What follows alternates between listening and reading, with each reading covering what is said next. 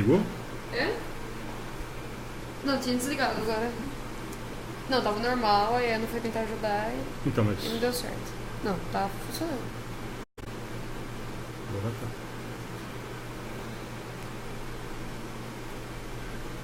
Quer começar a fazer oração alguém? Só por enquanto faz. Vamos fechar nossos olhos. Pensar no nosso Mestre Jesus. Neste momento, a todos aqueles que estão ouvindo, possam receber as bênçãos do Mestre, que de mãos estendidas nos abençoa neste momento em que nosso encontro é para falarmos do seu Evangelho de amor e de paz. Obrigada, Mestre Jesus, por esta oportunidade. Obrigada, Senhor, a todas as pessoas presentes, a todos os nossos ouvintes, aos nossos protetores espirituais, e que rogamos, Senhor, abençoai a cada um deles e a toda a sua família. Estenda, Senhor, a tua paz, e que nós possamos, Pai, sairmos daqui melhores do que voltamos, levando o seu Evangelho em nossos corações e em nossos pensamentos. E assim damos iniciada a nossa reunião de hoje, dando graças a Deus, e que assim seja. Bom, gente, boa noite. Só alguns avisos, de novo, né? Deixa a gente explicar o motivo da...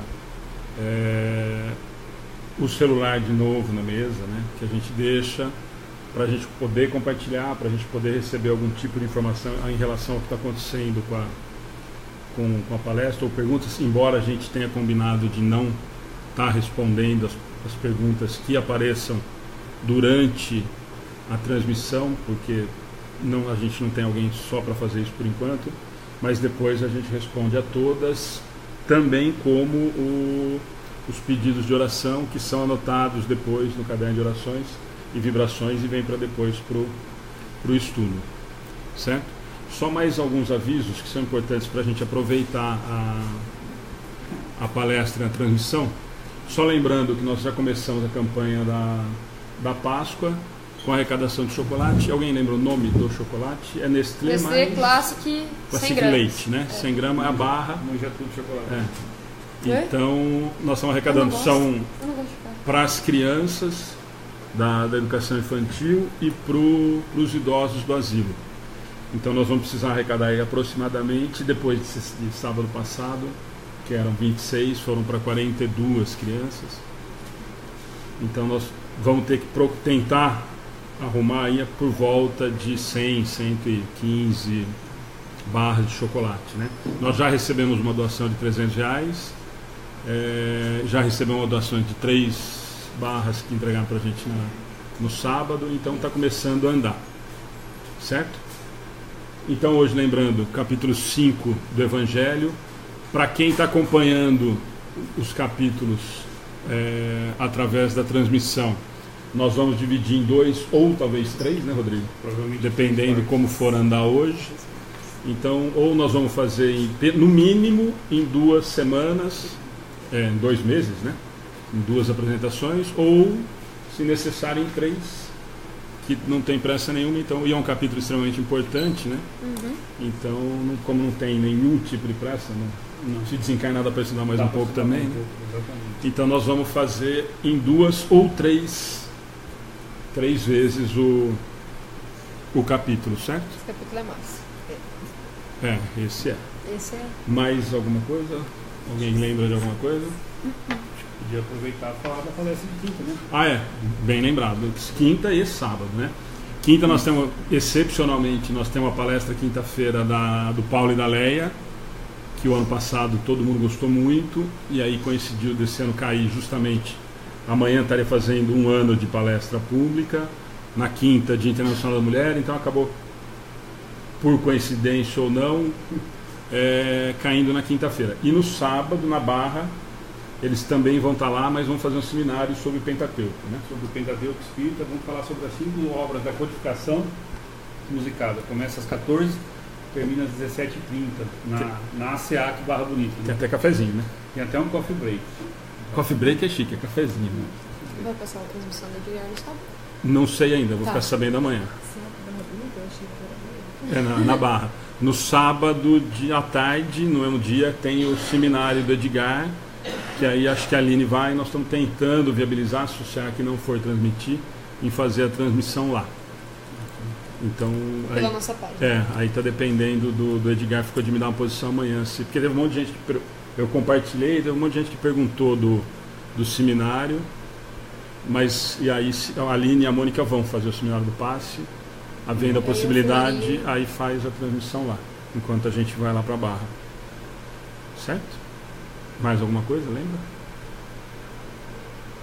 Beleza? Então vamos lá? Aline, né? Não, eu pode. Não, você pensa muito, né? Não, pode começar e eu faço a. Não vai fazer o primeiro aqui? Não, pode ir. Bem, primeira pode ir parte. direto? Pode Vamos. tocar. Não precisa fazer. Então vamos pra cima.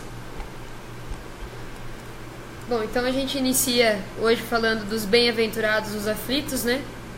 Em especial, acho que esse é um capítulo que me trouxe para a doutrina. Depois, lendo, que eu consegui ter essa visão, né? Eu ainda não havia lido o Evangelho. E tendo essa visão, eu acabei me identificando e falei, puxa, acho que foi por isso que eu acabei vindo parar na doutrina espírita. Porque ele é extremamente consolador no sentido de explicar todas as nossas dúvidas, né? Porque uns sofrem mais, porque outros sofrem menos, porque algumas pessoas parecem que são privilegiadas, e aí eu preciso colocar entre aspas, porque não são. E todas essas questões que me faziam ver sem resposta alguma em outras religiões que eu seguia, me fizeram refletir diferente. Então a gente começa aqui falando da justiça das aflições. Ele cita: somente na vida futura podem evitar as compensações que Jesus promete aos aflitos na terra. Eu marquei essa parte porque eu achei extremamente importante. Portanto, aqui ele já fala da vida futura. Se nós não acreditássemos que a vida continua, qual o sentido de fazer tudo o que fazemos, pensarmos tudo o que pensamos? E qual o sentido teria de pessoas serem tão diferentes, e aí eu vou ter que colocar entre aspas de novo, da gente? Passar necessidade, passar por tragédia, passar por fome, né?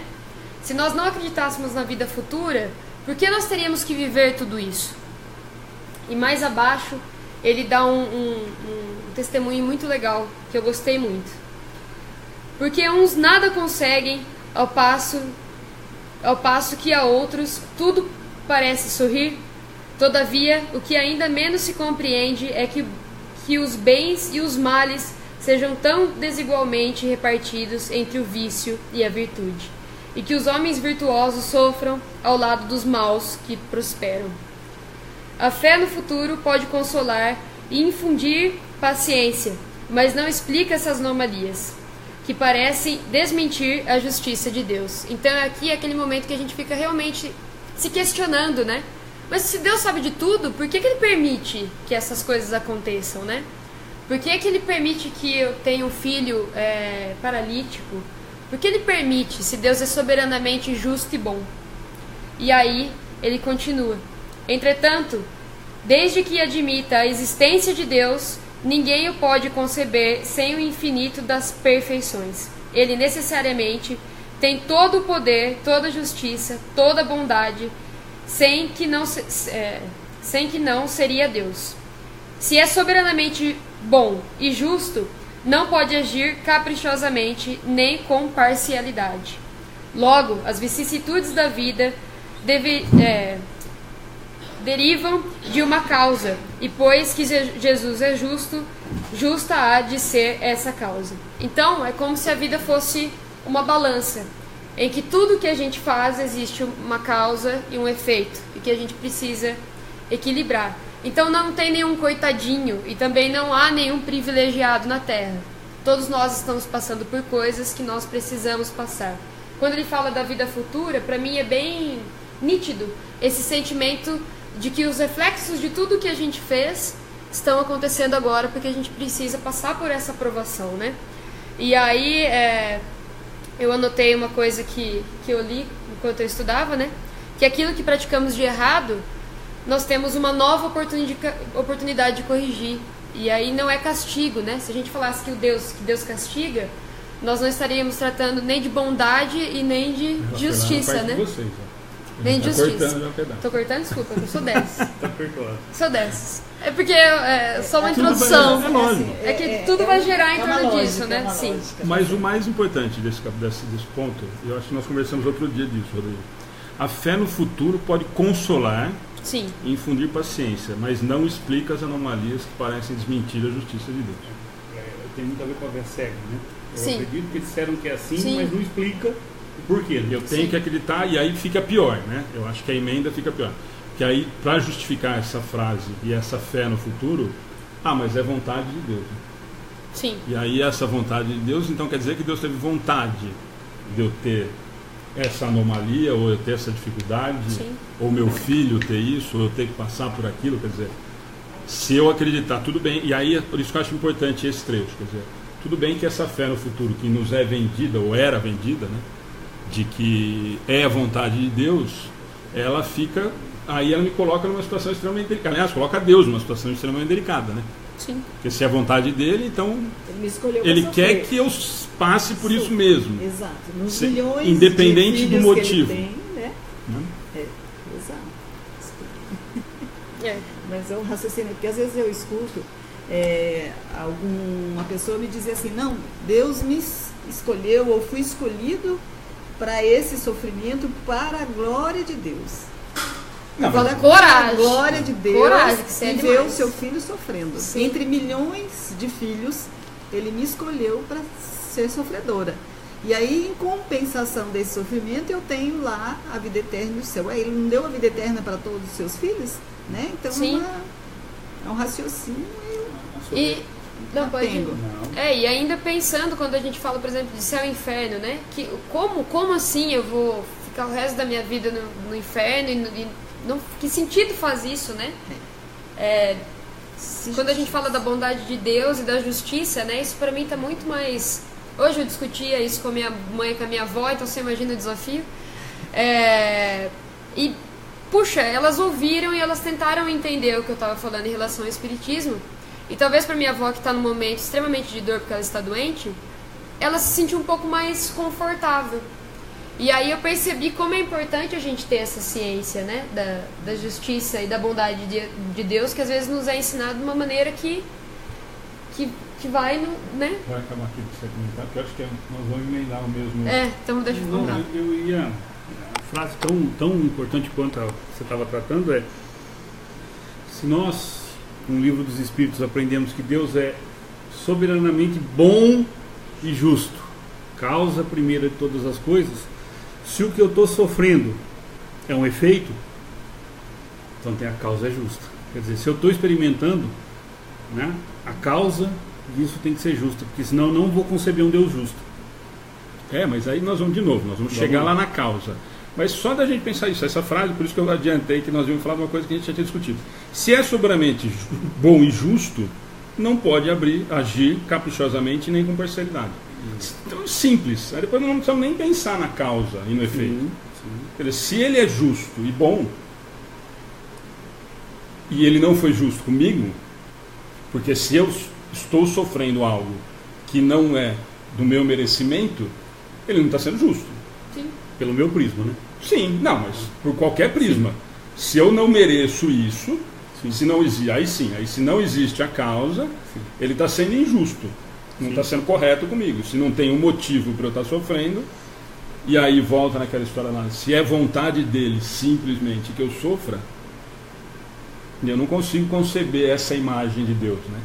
E nem os atributos que todas as crenças falam praticamente o mesmo, né? Não precisamos pegar a primeira parte do livro, né? Como Kardec também traz, sem processo de reencarnação a gente não vai entender isso nunca. É impossível você entender o que acontece para um e para outro, porque nós vamos, primeira coisa, materializar o ensino. O que eu digo com materializar o ensino? Se existe só uma vida, é a vida material. E a proposta de Jesus, de Deus, não é para isso aqui. Não, e se ela parte... Não é para o corpo físico. Exatamente aí. Se ela parte da concepção, se a alma se junta só nesse momento e termina Na morte, carne, enfim. Aí fica mais difícil ainda de aceitar essa justiça divina. Se você acreditar que ela existe, é só essa passagem, é só esse período, aí fica mais inadmissível ainda a gente tentar conceber essa bondade e justiça divina, né? Sim. E só para terminar esse capítulo, que acho que é ali no final, que de novo, né, que a outra coisa que é extremamente importante, a gente esquece o tempo todo, e está tendo toda essa discussão, eu acompanhei toda a discussão da história da Gênesis, que nós estamos até a tampa dessa história esse final de semana, né? Julgando o suficiente maduros para compreendê-la. Ele a revela completamente através do Espiritismo, ou seja, pelos Espíritos. Então, a primeira coisa, que nós estamos discutindo isso há muito tempo, né, que é o problema do estudo do Livro dos Espíritos, ou estudo, na verdade, da obra de Kardec, né, é ter essa consciência, porque senão a gente continua, e é o risco que a gente tem discutido sempre nos estudos, né, de igrejalizar, né? Da gente começar a criar fórmulas para tentar endeusar André Luiz, Chico Xavier, Kardec, quem quer que seja, e foi dito pela codificação que não era, né? Sim. Nem o codificador não quis esse status de dono da doutrina, né? Não, ele até é avisado, né? Você é um missionário? Sim. E se eu não fizer, outro vai fazer, então fica tranquilo. Não, e ele bateu isso o tempo todo. Sim. Na codificação, né? Sim. Você pegar todos os trabalhos, por exemplo, da Revista Espírita, o tempo todo ele está falando isso. E nós estamos correndo esse risco, né? Então, assim, o tempo todo, e aí essa ideia do Evangelho, pelo menos uma vez por mês, do Livro dos Espíritos, é justamente por isso. A gente sempre está esclarecendo isso, né? Não é, e aí aquelas bobagens que a gente falou da fé cega do outro dia, né? Mas e se amanhã eu descobrir que não era tudo isso? Não tem problema nenhum, meu amigo. É a doutrina que está resolvendo o problema. Exatamente. É isso que nós precisamos seguir. Firme com as bases doutrinárias. Simples assim. O resto pode colaborar, o resto vai agregar, vai facilitar. Não pode fugir da fonte. Não, mas a base é uma só. Né? A fonte inspiradora é uma só. A base é uma. Perfeito. Vamos lá? Pode. Finalizado ali. Acho que é mais, assim, quando eu disse que em especial me tocou bastante, porque nesse sentido de fazer as perguntas e não obter respostas, né, aqui a gente começa a ter a nítida pureza da justiça de Deus, né? Então antes o que eu via como um fardo, ou falava, então beleza, então eu não vou fazer nada porque se eu vou morrer mesmo, qual é a intenção de fazer o que faço? Sim. E por que faço? Então eu achei extremamente importante esse capítulo, acho extremamente importante, né? Justamente por isso, pela essa clareza que ele traz em relação a você ter uma esperança daquilo que vai vir a acontecer. Pessoal, principalmente o pessoal da internet, às vezes com certeza não vão me conhecer, sou o Rodrigo, pessoal da casa, já sou de casa. Dando sequência no 5º capítulo, item 4, os amigos que estiverem com o Evangelho, vale a pena a gente lendo, que eu vou ler e pontuando. Kardec vai nos trazer as causas atuais das aflições. Mas eu queria só fazer um adendo antes desse 5º capítulo do Evangelho segundo o Espiritismo. Ele é de uma riqueza muito grande, porque a fonte dele é grande. Ele está embasado nas bem-aventuranças de Jesus, que é onde Gandhi nos diz, né, no hinduísmo, que se tudo tivesse perdido e tivesse sobrado o sermão das montanhas, nada estaria perdido. Então esse capítulo é rico por isso. Está aqui o momento onde Jesus vai nos explicando as bem-aventuranças, né? No 4º item, Kardec começa a separar para nós as causas das aflições, nos dizendo que são de 2 males, né? As vicissitudes da vida são de 2 tipos, ou, se quiser, tem 2 fontes bem diversas, que importa distinguir. Umas têm sua causa na vida presente, outra fora desta. E nós vamos falar das causas atuais das aflições. E eu brinquei com você hoje no WhatsApp, falei, fica tranquilo que o assunto é fácil, porque eu vivo essas angústias e acredito que todos vivem, né? E às vezes a gente fica pensando, com o conhecimento espírita, o que eu fiz na vida passada para merecer isso? Nada. Nada? Você fez nessa. É isso que Kardec vem trazer para a gente. Que uma boa parte do que nos aflige não são de vidas passadas. Construímos nessa aqui. E ele vem explicar item por item, e eu concordo plenamente com ele quando ele fala que se a gente remontar os males, né, as nossas angústias e as nossas dúvidas, nós vamos achar uma boa parte dos problemas que nós mesmos causamos, né? Ele, no segundo parágrafo, ele continua assim, ó: remontando a fonte dos males terrestres, quer dizer, refletindo, né, os males que nós sofremos aqui, reconhecer-se-á que muitos são consequência, olha só as palavras do Kardec, consequência natural do caráter e da conduta dos que passam por ele. E a gente precisa pensar um pouquinho, Alexandre, os amigos me ajudem. Nós estamos num mundo de prova e expiação, onde o mal sobrepõe o bem e não é no outro, é em mim. A gente acha bonito falar isso, mas acha que o mal está no outro, né? Está em mim. E aí, isso tudo que a gente está vendo na nossa vida, olhando para fora ou para dentro, Kardec traz que é natural em consequência do nosso caráter. Quer dizer, então o nosso caráter tem que ser reparado ainda. É uma construção que nós vamos fazer diariamente, né? Aí ele continua: quantos homens caem por seu próprio erro? Quantos são vítimas de sua imprevidência? Imprevidência, falta de cuidado, ser zeloso, se assim eu posso dizer, né? Uma pessoa imprevidente que não se precaveu de seu orgulho e de sua ambição. E aí fica o convite para a gente voltar para dentro de nós mesmos, aonde nós tropeçamos, caímos ou falimos, quer física ou moralmente, se nós não vamos encontrar em nós imprevidência. Será que eu tivesse pensado um pouquinho mais, eu teria feito igual? Esse de imprevidência, o Temer está fazendo agora, o Kardec já falou. Exatamente. Imprevidência. Será que o nosso orgulho não levou a gente àquela atitude? Mas tem que ser uma avaliação sincera, né? Porque nós não estamos enganando Deus, né? Nós estamos se auto-iludindo, né? De sua ambição. A questão da ambição, é claro que ela existe em nós, mas a que preço eu estou disposto a pagar por ela? Até onde eu vou com a minha ambição, né? O que eu estou disposto a fazer para conquistar o que eu quero? E muita gente, às vezes a gente cai. Isso a gente pode olhar para as pequenas coisas. De repente eu queria tanto ir num evento, numa festa, fim de semana, eu desejo, eu ambiciono aquilo. Para isso eu negligencio outras. Veja bem, não existe mal nenhum em onde eu estou dizendo, tá? Mas a gente negligencia tantas outras coisas para estar lá. Não faz os compromissos, ou conta aquela mentirinha que a gente acha que não vai ter mal para ninguém, e aquilo causa um problema maior. Olhamos para a doutrina espírita e achamos que o problema é grande. Os problemas são pequenininhos dentro de nós. Se nós não corrigirmos as pequenas deformidades, elas vão se transformar em grandes deformidades. Se você quiser interromper, fica à vontade.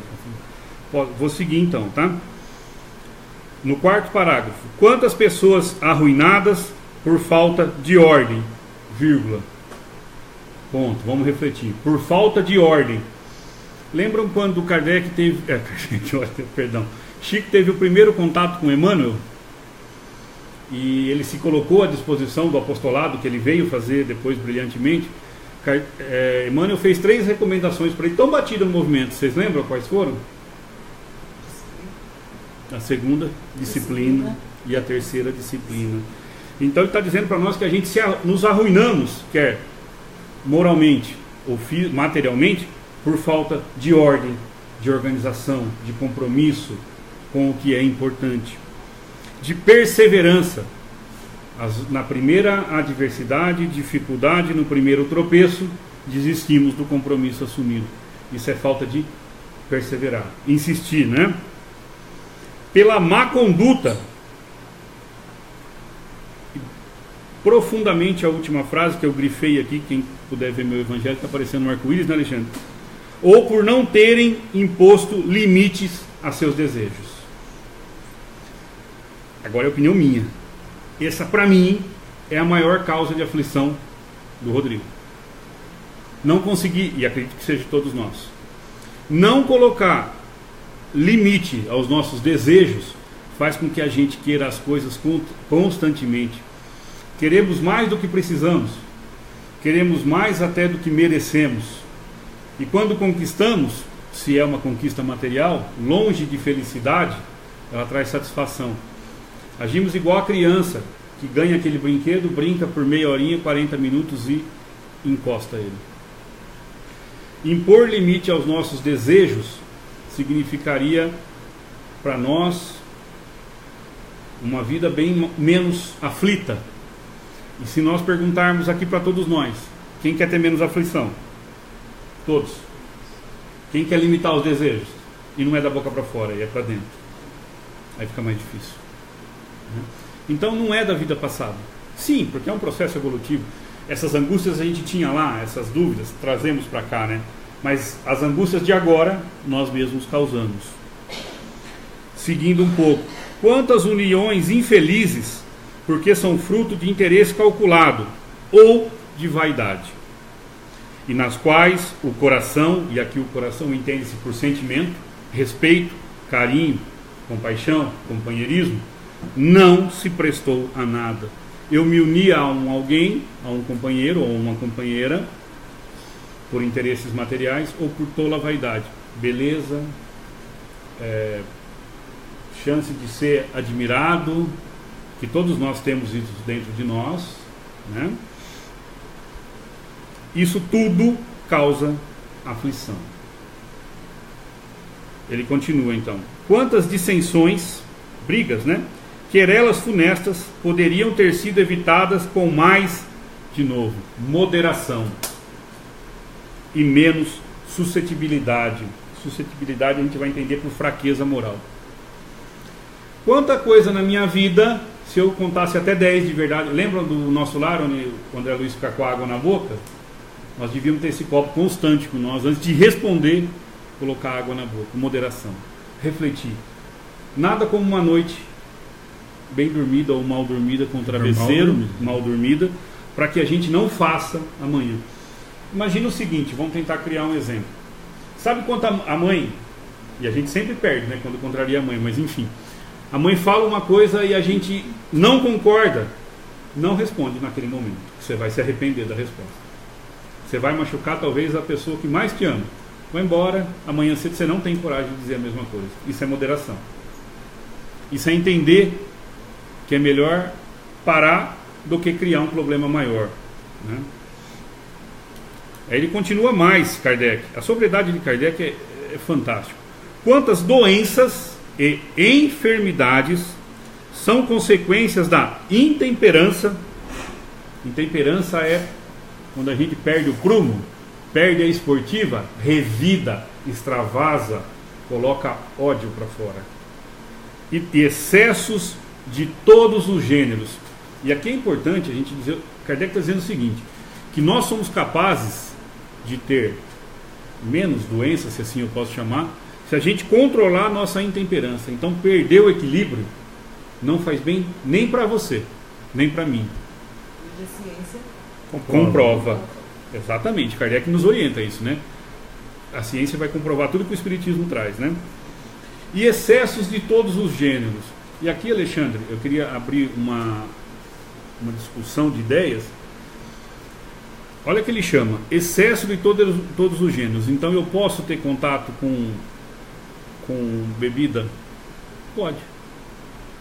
Excesso faz bem? Não. Comida, eu posso comer bastante, mas o excesso de alimento gorduroso ou outro alimento pesado me faz bem?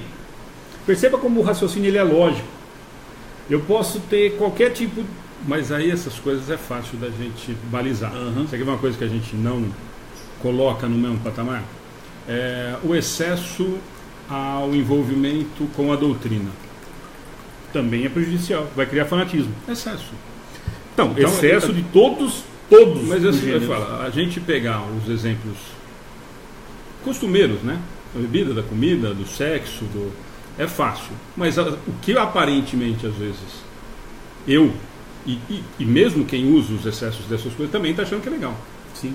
Então, mas vamos pegar uma coisa que aparentemente, realmente é muito legal, é o envolvimento, por exemplo, com determinada religião ou crença. Então ele também está falando que isso é prejudicial? Sim. Sim, né? Sim. E por que pode ser prejudicial?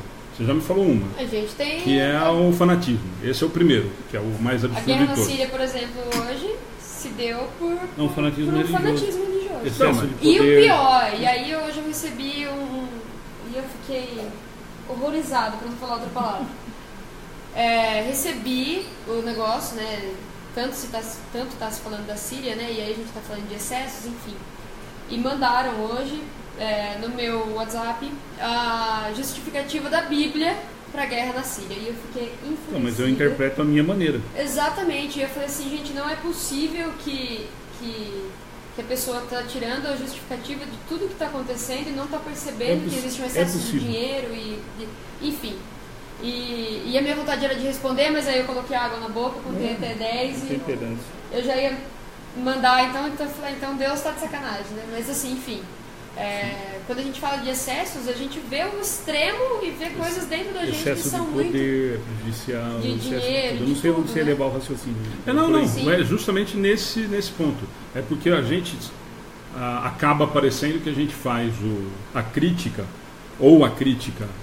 do Evangelho os excessos que a gente está acostumado a escutar mãe e pai reclamar. Né? Não vai beber muito, não vai comer muito. Não, são todos os excessos. É exatamente isso que eu quero dizer, que fique claro. Né? Quer dizer, todos os excessos são prejudiciais. Ele não está colocando aqui, ele não colocou lista. Exatamente. Todos é todos. Todos são todos. Isso que a gente acaba não esquecendo. E não só o fanatismo, isso que eu falo. Isso pode prejudicar a sua família. Sim. A partir do momento que eu me dedico exclusivamente a isso, eu estou abandonando outras coisas. Isso pode prejudicar o seu emprego. Que são compromissos, né, tão importantes quanto. Exatamente. Então, só para a gente não perder essa história do excesso. Porque senão a gente fica rodando sempre no excesso que a gente... Não, a gente está sempre critica, o outro, né? Novo, e critica, né? O que é comum, né? A bebida, a droga, o sexo. E a gente esquece que ele está falando de todos, né? Então, até o que aparentemente é legal, mas também tem que ter o limite. A única coisa que pode é o amor, mas a proposta do amor do Cristo, né? Esse não tem excesso. Do contrário, é excesso. Mas é que nós não conhecemos esse. Vamos aprender juntos ainda. E aqui Kardec faz uma colocação muito dura, assim, no sentido de verdadeira. Ele diz assim: quantos pais são infelizes com seus filhos por não combaterem suas más tendências no princípio? Quantos irmãos a gente já viu na família, ou na família, os parentes próximos, ele é muito... não criei ele assim, porque a gente tem uma proposta de dar tudo que o filho pede, e a gente olha para Deus, ele dá tudo que a gente pede. Ainda bem, porque essa é a proposta. Ele pelo esse controle, ele combate em nós as nossas más tendências, né? E Kardec vai mais fundo: porque não combateram suas más tendências no princípio por fraqueza ou indiferença. Vejam bem, tudo isso também traz aflição para a nossa vida, né? Deixaram desenvolver neles o germe do orgulho, do egoísmo e da tola vaidade, que ressecam o coração. E aí nós fizemos uma lista de várias aflições. É corriqueiro ao nosso dia a dia? São as mais comuns. Falei coisa estranha do nosso dia a dia? Kardec nos trouxe? Não. Isso é o que nos atormenta, né? E ele faz uma pergunta aqui fantástica. Vai dar, eu acho que o sétimo parágrafo. Ele começa questionando assim: a quem então atribuir todas essas aflições, se não a si mesmo? E aí a gente entra num problema muito sério, que é o problema do vitimismo, da síndrome de coitadinho, onde eu me coloco como vítima do mundo e tudo acontece por mim, ó como eu sofro. E não assumimos o protagonismo que Deus nos oferece sendo seu filho. Filho dele que nós somos o artífice do nosso próprio futuro. Nós somos os construtores das nossas virtudes e das nossas mazelas. E Kardec está chamando a gente para isso. Para de pôr a culpa no outro. Muitos de nós já colocamos a culpa que nós não somos felizes por causa do pai e da mãe. Depois é por causa da namorada e do namorado que não me compreende, não me entende. A esposa que não compreende a gente. Isso é uma verdade, isso, né, Alexandre? A Dalila não está aqui hoje, eu posso falar. Isso é uma brincadeira. A gente começa a colocar a culpa nos outros sem olhar para dentro de nós. Achamos que o mundo está contra a gente. Eu discuto isso muito sempre no movimento. O que eu intitulei, como eu já disse, a posição de vitimismo. Eu adoro usar muleta, porque aí é fácil. Nunca fui eu. Sempre foi. Mas Kardec traz aqui embaixo, né? Foi má sorte, chance desfavorável. Eu não tive a mesma chance que aquele irmão. Quando a gente olha para algum irmão bem sucedido pela visão material, ele é porque eu não tive a mesma chance. A gente não é capaz de admitir que nós criamos o nosso destino. de que nós somos capazes, né, de construir tudo de bom e de ruim, né? Kardec fala que a gente faz isso porque é menos humilhante ser assim do que me acusar. Não acusar no sentido assim, de me reconhecer falível, de entender que eu vou errar, né? Kardec diz que então, que não é má estrela, má sorte. Na verdade é a nossa incúria. O que é incúria? Falta de cuidado. De novo, perceba que o capítulo está lembrando a gente de imprevidência, de falta de moderação, de desleixo com a nossa vida, no sentido de não refletir sobre ela. Hoje a gente está vivendo a vida conforme aquela música do Martinho da Vila, e nada contra a música, que é muito bonito. Deixa a vida me levar, a vida leva eu. Eu sou artista da minha vida. Eu construo o meu destino. Então, parar e refletir sobre a minha vida, sobre o que eu quero e para onde eu estou levando ela, é meu compromisso, não só comigo, mas com Deus. E o Zeca Pagodinho vai cobrar direito autoral seu. É o Zeca, errei? Desculpa. Zeca Pagodinho. Você viu que eu entendo tudo de pagode, né? Mas a letra é legal. Não vem elogiar agora não. Não, errei. Não tem problema, não tenho muito problema com isso, não. Mas enfim, para a gente fechar o raciocínio, então, porque a nossa companheira vai falar das causas anteriores da aflição e eu não quero entrar nesse assunto, que ela vai abordar com certeza com muita profundidade, é que para de achar que tudo está lá atrás. E olha que a maioria dos problemas fomos nós mesmos que causamos. Não tem problema de vida futura? Tem, a gente está carregando ele, mas aí a nossa companheira vai explicar. Boa noite a todos. Continuando, meu nome é Alice, né? E vamos dando continuidade aos estudos, até para valorizar um pouco do que o companheiro falou. Tem alguns estudos que dizem que 90% e outros que 95% apenas das nossas aflições são causas anteriores, que é o assunto que eu vou falar, né? O restante é de hoje, né? Do que eu pratiquei, né? Daquilo que eu fui semeando, né? Dizendo que a colheita, a semeadura é livre, mas a colheita ela é obrigatória, né? Então tudo eu vou colher. Então, só para terminar, para juntar essas duas partes, que também fica extremamente importante a gente ressaltar a história de uma existência só. Se tiver uma existência só, eu não tenho nada para trás, né? Sim, mas temos, certo? Então, aí piorou a desculpa, né? Porque agora, pelo menos, sendo espírito, nós temos a desculpa que é da vida anterior, né? Agora, se não tiver essa desculpa, e depois ainda se não resolver, nós vamos resolver na frente. Nós temos duas chances ainda. Pois é.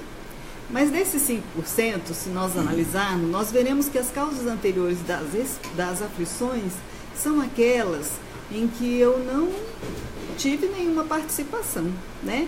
Em especial aquelas aflições em que já nasceram comigo. Sim, né?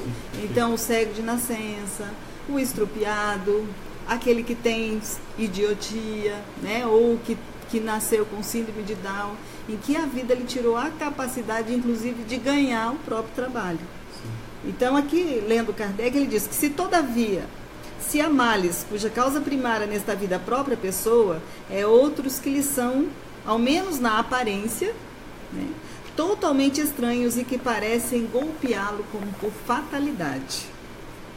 Assim, por exemplo, aí ele segue o exemplo, a perda de entes queridos e de arrimo de família. Da mesma forma, os acidentes que nenhuma providência eu poderia ter, né, ou para evitar, nenhuma previdência. Os reveses da fortuna, que de repente perdi tudo, com exceção de alguns casos, que a gente, né, aí a mídia noticia, perdi a fortuna, né? Mas é que ele não houve nenhuma participação dele, nenhuma desonestidade de sua parte, mas de repente ele se viu privado da fortuna, né?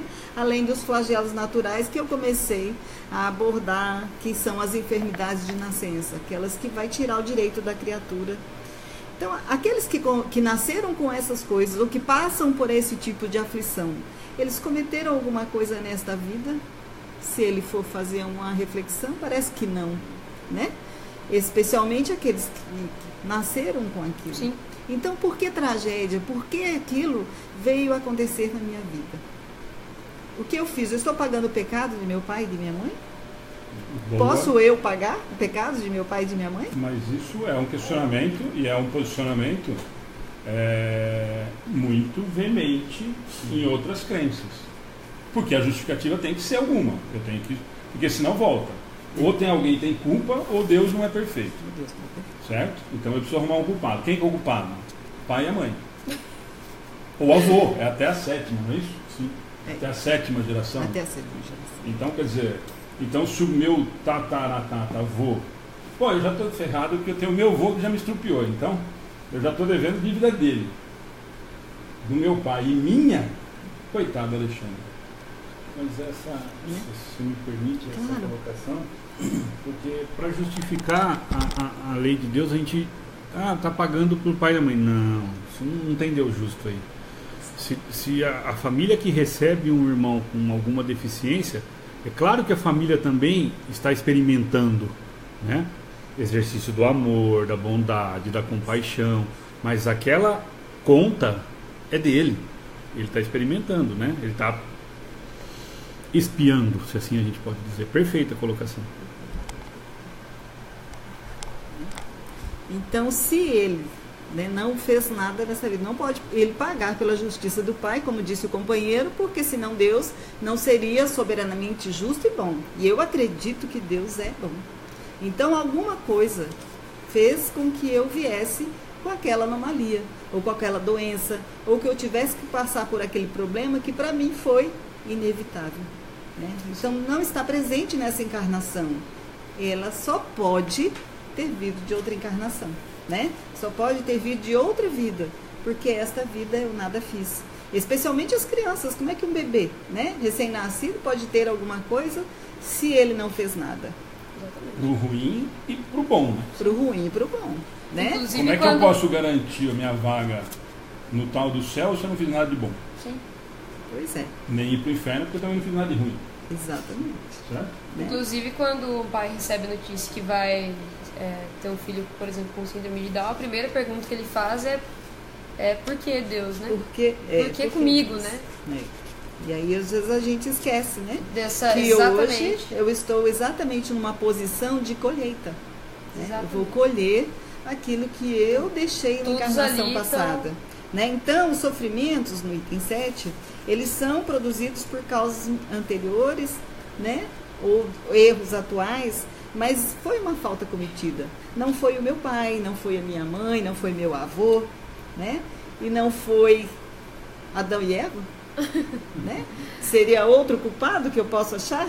Não, gente. Senão eu tiro Deus da jogada e coloco... E automaticamente isento a minha culpa, isento a minha responsabilidade, que é o grande X do negócio. Exatamente. É a grande história. Exatamente. Aí vamos fazer um raciocínio ao contrário. Se essa vida fosse uma só, como você disse, e aí eu, na minha família, somos 4 irmãos, eu fui a escolhida para vir cega, para vir aleijada, e os outros irmãos todos perfeitos, felizes, alegres e ricos. Aí qual é a justiça então? Que é o outro raciocínio. Se eu não tiver a perspectiva de que hoje eu estou vivendo uma outra vida, fazendo a colheita daquilo que eu deixei no passado. Sim. Se o bandido hoje ele morre, desencarna e fez vários crimes, há o caso de estupro lá do médico, 200 e tantos estupros, aí ele só pede perdão e acabou? Ele pode ir para o céu juntamente com aquele que levou a sua vida toda reta e certa? São perguntas que nós começamos a fazer quando a gente analisa as aflições dessa vida. Então, assim, se ele nesta vida cometeu seus vários crimes, ele desencarna e parte para o outro lado da vida levando as suas culpas, levando os seus erros. E quando é que ele vai repará-los? No inferno eternamente? Aí Deus também perde o seu senso de justiça. Não, e também não vai reparar, E só vai purgar. Eternamente. Mas ele não vai reparar, Ele não vai consertar, o que ele fez. Então, a reencarnação, ela é o senso da justiça divina, em que ele nos dá a oportunidade de resgatarmos, de repararmos os erros que foram praticados em outras encarnações. E só a pluralidade das existências é que pode nos trazer né, essa explicação e a própria destinação da Terra, porque vivemos num mundo que é aflição. Vivemos num mundo de expiação e provas. E então, falando em expiação e provas, né, eu preciso saber assim, qual é a diferença entre expiação e provas, né? O que é, isso é muito interessante. O que é expiação e provas? Então, aqui no Evangelho, né, lá no item 9, nós vamos ver que a expiação ela serve sempre de prova, mas a prova não é sempre é expiação. Mas isso é importante repetir e a gente firmar, porque isso é uma dúvida constante. Né? Eu acho que você pode até repetir, porque isso é assim, até para os outros estudos do que a gente faz e tal, isso é uma coisa que vale a pena a gente sempre estar repetindo. Porque tem uma confusão muito grande, né? Às vezes, como é expiação e outra coisa, né? Isso é outro jargão que virou de dentro da doutrina. Né? Todo mundo fala expiação e prova, como fala qualquer outro termo, sem nem saber exatamente o que vai falar. E não explica. Exatamente. Então, se você puder, né? de novo. Então, vamos de novo repetindo, né? Aqui, a expiação serve sempre de prova, mas a prova não é sempre expiações. Né? Provas e expiações, aí ele vai entrar num lado, se trata de uma inferioridade, são sempre sinais de uma relativa inferioridade, pois que o perfeito, ele não precisa mais ser provado. Então, o que é uma expiação, o que é uma prova? São as aflições, todos os dois. A expiação é aquilo que eu tenho que resgatar, que me foi imposto, eu preciso fazer. Preciso vivenciar aquilo. Preciso vivenciar aquilo. A prova também, eu escolho vivenciar aquilo, o que é diferente. E aí, quando é que eu percebo que é prova e é expiação? Na criatura que está passando pelo problema. Quase sempre a criatura que está em expiação, não foi ele que escolheu, ele intimamente sabe que ele deve passar por aquilo, mas ele sempre se revolta com Deus, né? Porque com Deus vida, é o né? culpado, porque a vida é culpada, porque minha mãe é culpada, né? Quando foi ele próprio que fez as suas escolhas erradas, né? E aí tanto faz nas causas atuais como nas anteriores, mas ele faz. E eu achei bem legal que você falou desse inconsciente, né?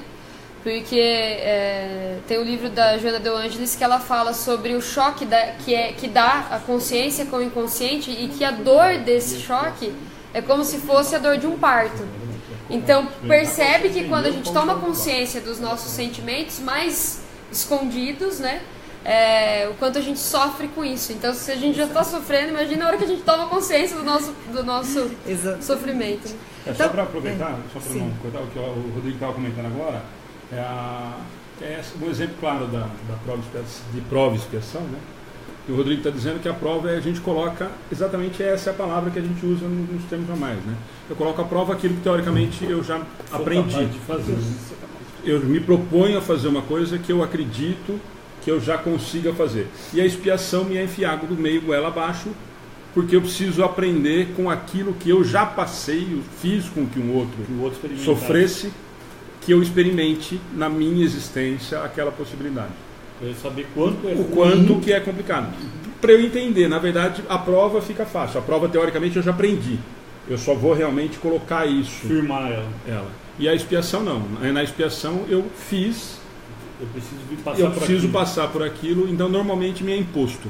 E aí, por isso, aquele comentário que você fez, de que normalmente o espírito, ou a existência, ela não se adapta muito bem a essa necessidade que ela está passando. Né?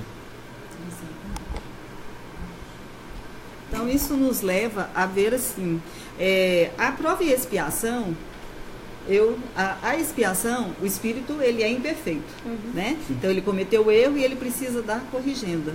Como o criminoso, né, precisa passar um tempo no presídio para o aprendizado, o que deveria ser um aprendizado, né? Para o bem. Na teoria. Para o bem, né? A ideia é que ele vá para lá ser reeducado, se reabilitar. Mas a proposta é a mesma. A proposta é essa. Né? É porque hoje se diz assim, que ele vai para o presídio para aprender, para tirar mestrado no crime. Mas cadeia, hospital e escola, né? A proposta seria essa. Né? A proposta é essa, é que ele vá para ser educado. Então, o pai, quando tem um filho pequeno, ele escolhe o caminho do seu filho, né? o seu protetor, ele põe numa escola, escolhe a escola que ele acha que aquela escola é a melhor para ele, a visão do pai, porque o pai ele tem uma visão de longo prazo, Sim. enquanto o filho ele tem uma visão pequena, né? Ele prefere ficar no parquinho, brincando, né? Então nós somos infantis, nós queremos só os gozos, né? Quando nós precisamos também do trabalho e do aprendizado. Então ele vai, né? O espírito protetor, nesse caso, escolhe a sua prova dizendo para ele: ó, Aline, este é o melhor para você. O espírito arrependido, muitas vezes, ele pede provas além da sua capacidade. E Deus, em sua misericórdia, através dos bons espíritos, diz: não, meu filho, pague só uma parte, porque tudo você não aguenta. Então, tudo aquilo que nós passamos em nossas vidas e no nosso dia a dia, é aquilo que nossos ombros podem suportar, com certeza, né? Então, assim, eu também falar de provas e expiações é assim, não é eu olhar para a pessoa, bom, se a pessoa nasceu aleijada, então ela cometeu um crime e nasceu sem o braço. Não, ela pode ter escolhido aquilo como prova, para experimentar, né? Para experimentar, né?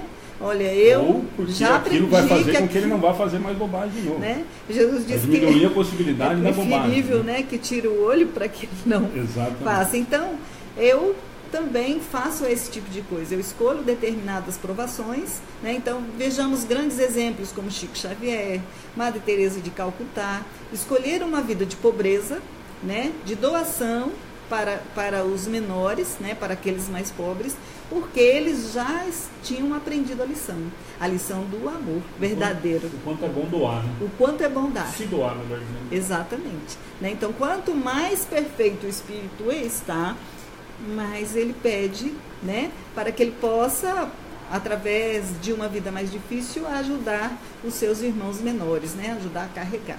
Né? Aí nós vemos os grandes missionários, grandes pesquisadores que às vezes passam 10, 20 anos fazendo uma pesquisa para ajudar a ciência, para ajudar a humanidade. Então esses foram que escolheram provas. Eles fazem aquilo com prazer, sem reclamar, sem murmurar. Enquanto que aquele que está passando por expiação, ele sempre vai, né? Então aquele que já progrediu, ele solicita aquilo como uma missão, como uma tarefa a cumprir e acelerar o próprio processo. Ou ajudar a sua família a progredir, né?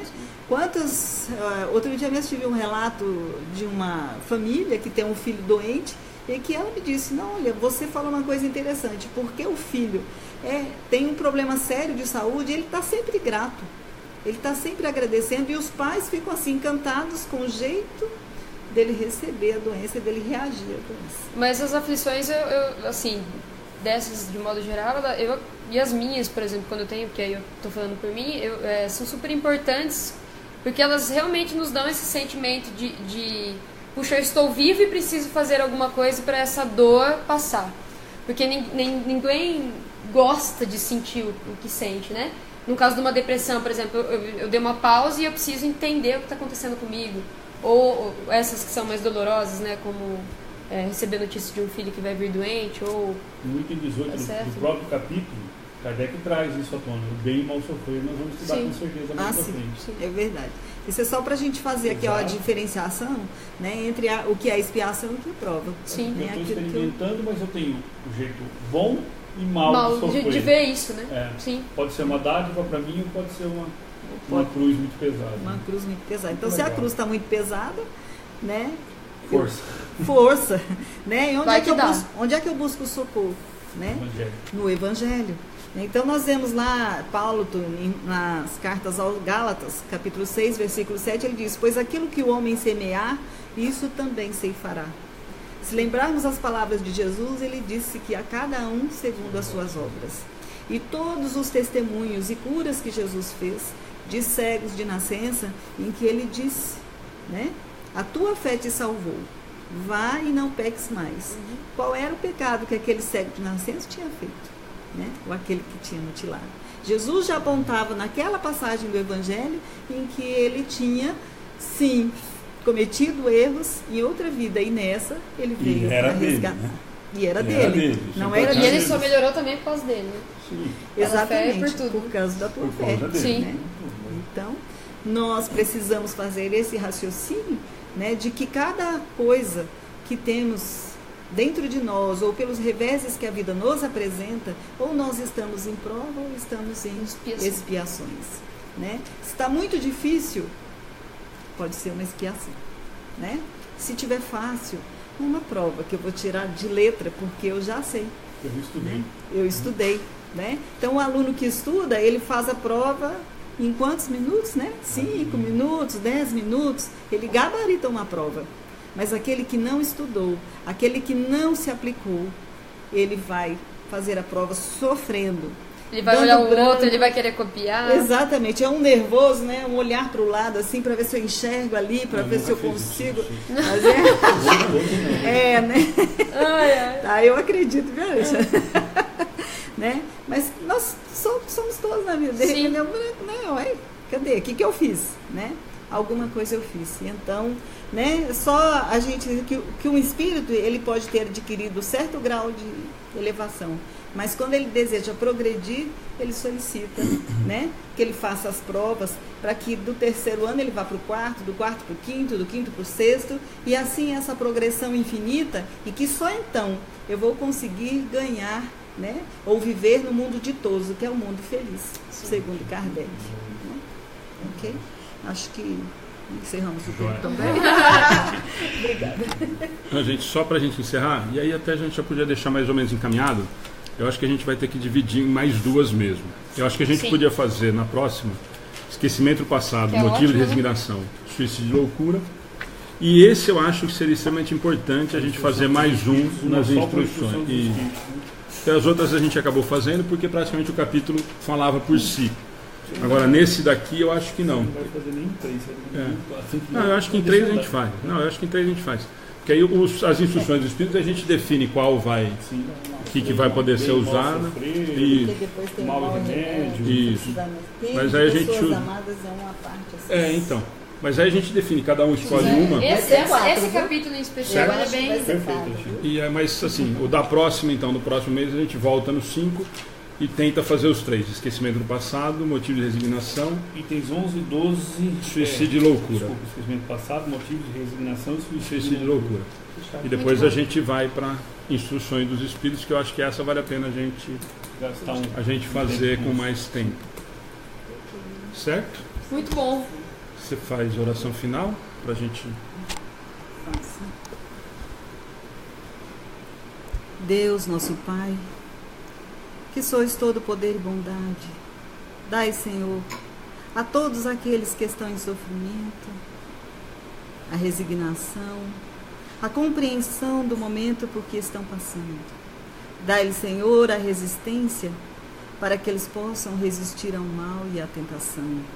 E a nós todos, Senhor, também, fortalecei a nossa vontade de melhorar e de te servir, para que saiamos, Senhor, deste mundo de expiação e provas, para mundo de regeneração, passando pelos momentos com a resignação que cabe a cada um de nós, com a aceitação e com a fé e certeza, Senhor, diz que estás conosco em todos os momentos, nos orientando, nos ajudando. Abençoe a cada um dos aqui presentes, a todos aqueles, Pai, que estão nos ouvindo. Abençoe as famílias, Senhor, para que haja mais união e paz. Abençoe, Senhor, os que estão nos hospitais, os que estão, Senhor, em sofrimento, passando por depressão, sem saber o motivo, passando, Senhor Jesus, pela doença. Ajudai-nos, Senhor, a suportar os momentos difíceis. Dai-nos a vossa mão, porque, Senhor Jesus, já nos dissestes: vinde a mim todos vós que estáis cansados e oprimidos, porque o meu jugo é suave. Abençoa-nos, ó Pai, e abençoa também esta água sobre a mesa.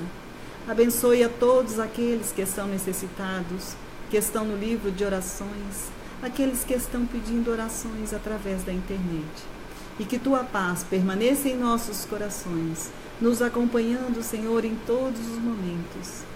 E assim encerramos a nossa reunião de hoje, dando graças a Deus, e que assim seja. Só antes de desligar, deixa eu chamar mais uma vez de novo, que eu tinha esquecido.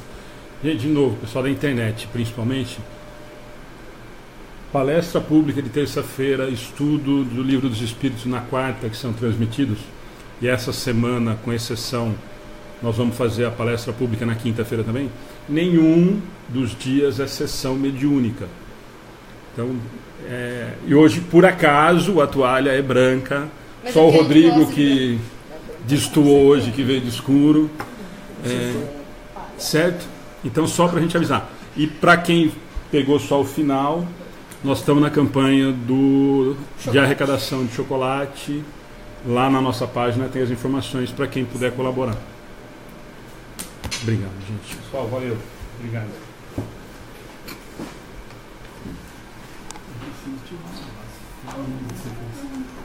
Muito bom.